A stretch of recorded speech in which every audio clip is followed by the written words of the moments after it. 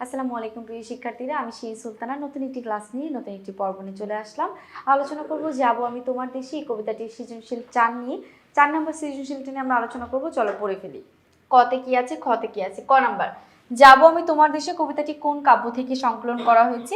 আর খতে বলেছে কবি বলেছে লাগবে পরো সেই মাটি মার বলতে কি বুঝিয়েছেন? কি লাগবে পরো সেই মাটি মার বলতে কি বোঝানো হয়েছে? অর্থাৎ ক আর খ নাম্বার নিয়ে আমরা আলোচনা করি। লাগবে পরশ এই মাটিমার বলতে কি বুঝিয়েছেন? যাব আমি তোমার দেশে কবিতাটি পল্লী কবি জসীমউদ্দীনের ধানক্ষেত কাব্য থেকে নেওয়া হয়েছে। শেষ। এবার খ নাম্বার দেখো, কবি জসীমউদ্দীন লাগবে পরশী মাটিমার বলতে যান্ত্রিক সভ্যতার কৃত্রিমতা ছেড়ে প্রকৃতির শাশ্বত শব্দের অর্থ হচ্ছে চিরন্তন। চিরন্তন ও নির্মল, নির্মল মানে হচ্ছে স্বচ্ছ, স্বচ্ছ সান্নিধ্যে ফিরে যাওয়ার আকাঙ্ক্ষাকে বুঝিয়েছেন। কবি জসীমউদ্দীন লাগবে পরশ এই মাটির উপর বলতে যান্ত্রিক সভ্যতা মানে শহরের সভ্যতা ত্যাগ করে তিনি গ্রামীণ প্রকৃতির যে চিরন্তন এবং স্বচ্ছ সান্নিধ্য আছে সেটাকে বুঝিয়েছেন।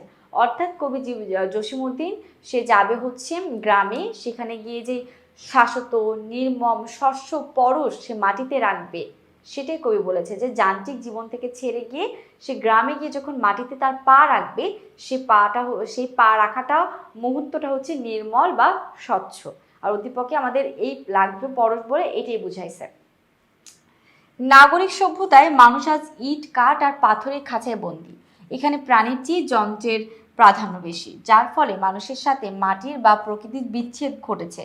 কবি অনুভব করেছেন এই যান্ত্রিক পরিবেশ মানুষের আত্মাকে তৃপ্ত করতে পারে না।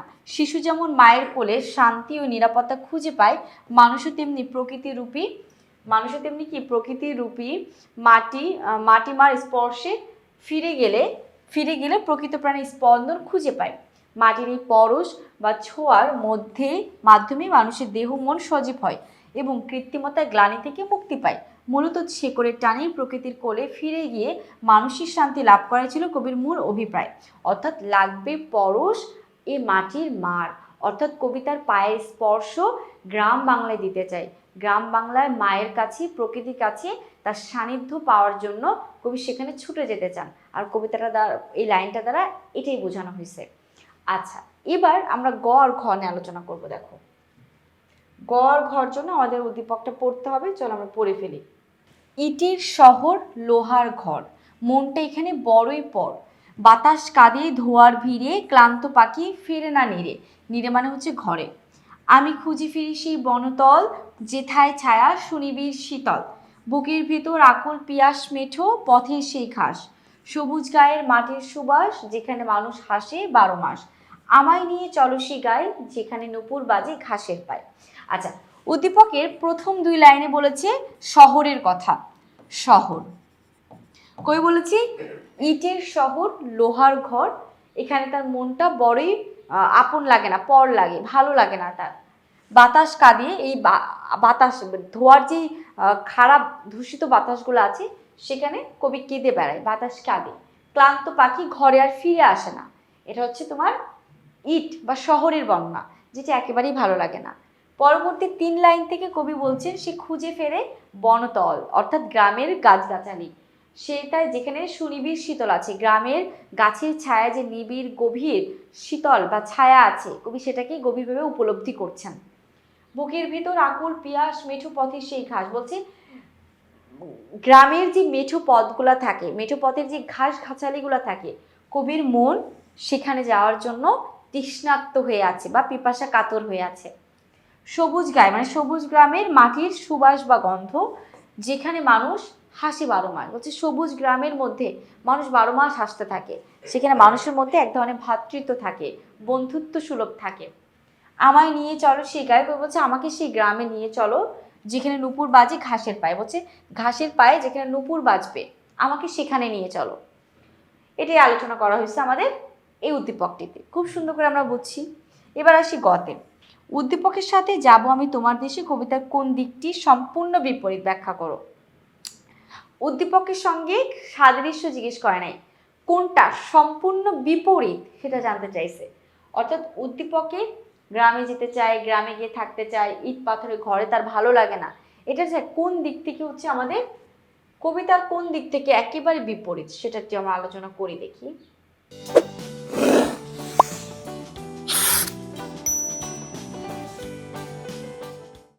গ নম্বর প্রশ্নটিতে আমাদের বলা আছে যে উদ্দীপকের সঙ্গে আমাদের কবিতার বিপরীত দিক কোনটা সেটা একটু মিলাম।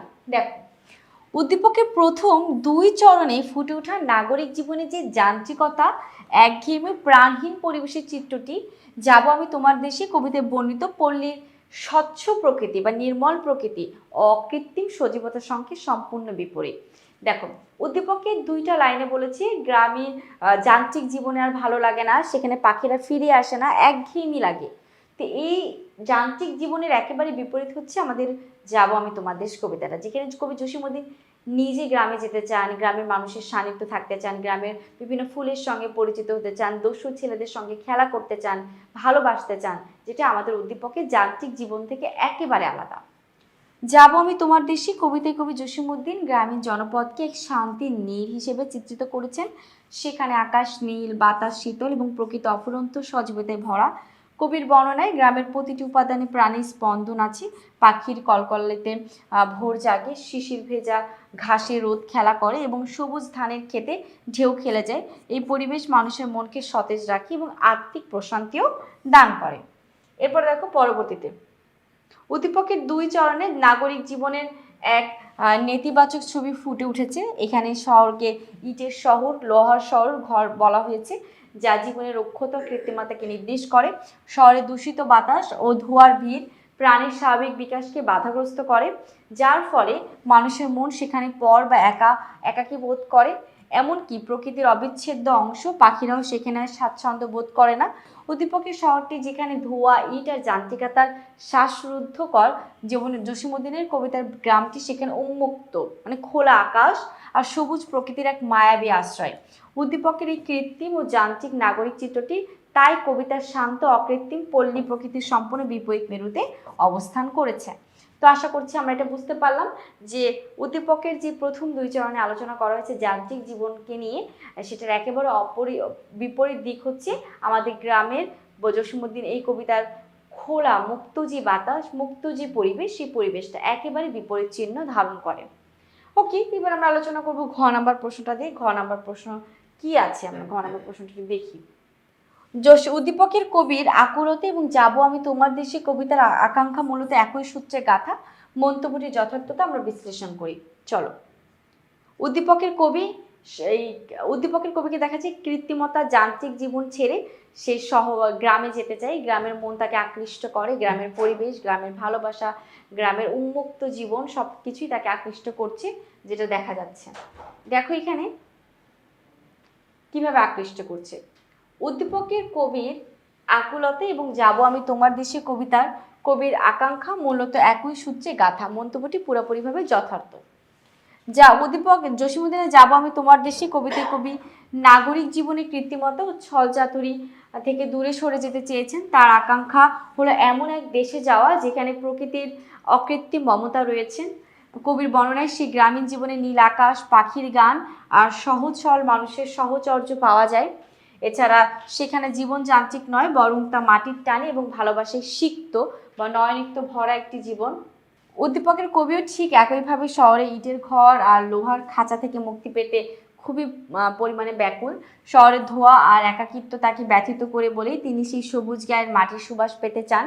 উদ্দীপকের কবির আকাঙ্ক্ষায় যে বুকের ভেতর আকুল পিয়াস বা মেঠো পথের ঘাস ছোঁয়ার ইচ্ছা প্রকাশিত হয়েছে, তা মূলত জসীমউদ্দীনের কবিতারই সেই গ্রামীণ পথে হাঁটার ইচ্ছারই নামান্তর। হ্যাঁ, আমরা দেখতে পেয়েছি জসীমউদ্দীন মারাত্মক প্রকৃতিপ্রেমী কবি, গ্রামকে এত ভালোবাসেন যে তিনি গ্রামেই যেতে চান, গ্রামের মধ্যে থাকতে চান।